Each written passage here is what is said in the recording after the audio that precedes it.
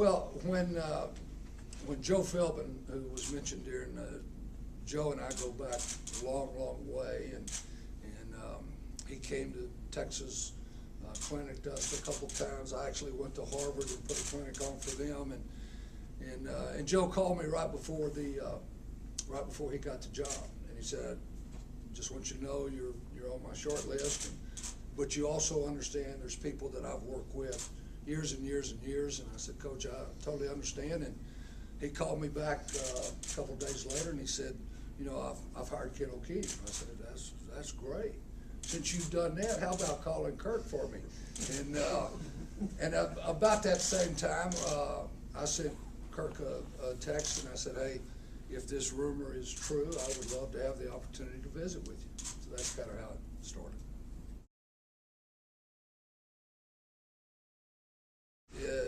Young running backs have an opportunity to play early.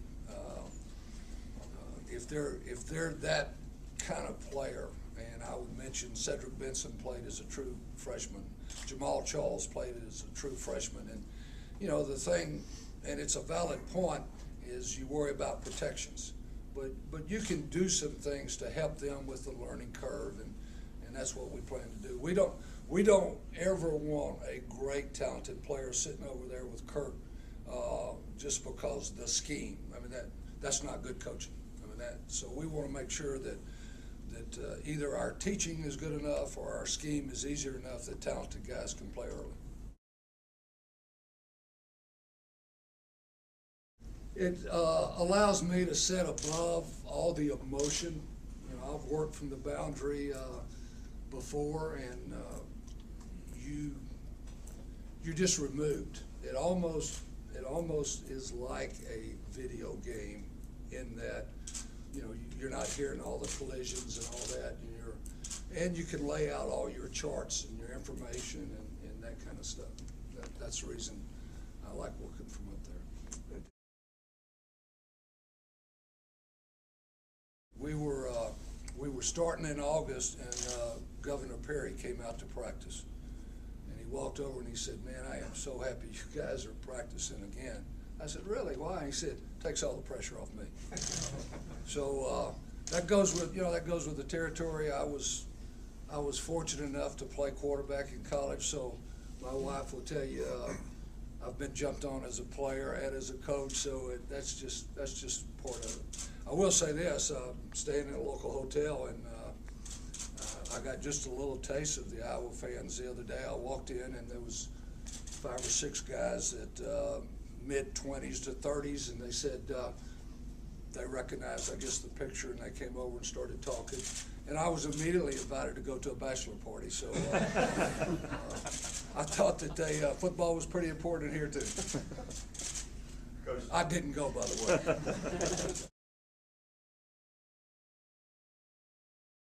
I was very impressed. I was impressed for a lot of reasons. There are certain things you can see on tape.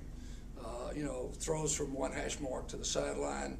That's kind of a benchmark. If they can do that. The other thing I was very excited about is the number of plays he made off schedule. I didn't realize it. He ran the ball. It was able to give you.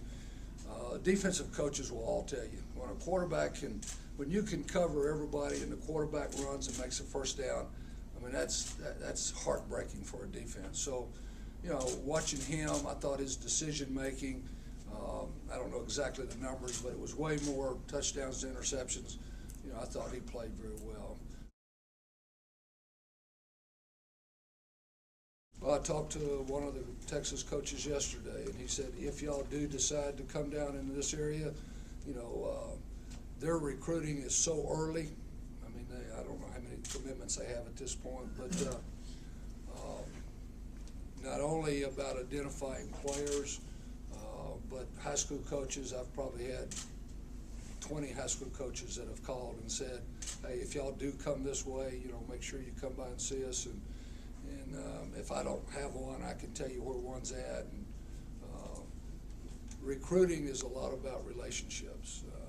It's about building relationships. So that won't change. There'll be a lot of change. There'll be a lot of different things that you will see. At the same time, I don't want to imply, I don't want the fans to come out and think we're going to be 4 or 5 wides, and when that's not going to happen.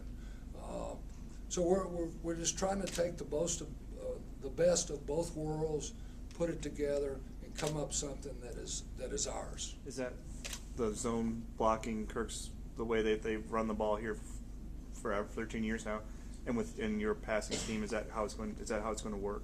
I think that will certainly be part of it. I think that will certainly be part of it, and trying again to do some things at the line of scrimmage that we've done. You know, we've talked about it, all kind of things. You know, some no huddle. You know, where does that fit? Some tempo. Where does that fit? One year we went through about 3 ball games, and we'd been 3 and out, and Mac came in and he said, it's all because of that script. I haven't scripted since.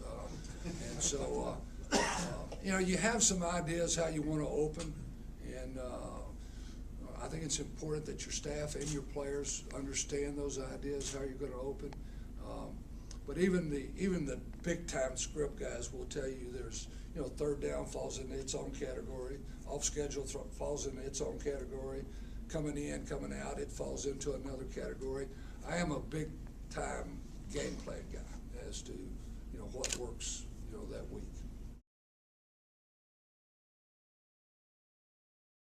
I will have a story or two that, you know, that we'll hit as we have more press conferences, I'm sure. Not as many in any way. Coach Fry stands alone. He stands alone by himself. Do not think in any way that I'll go out and be able to barnstorm like he did.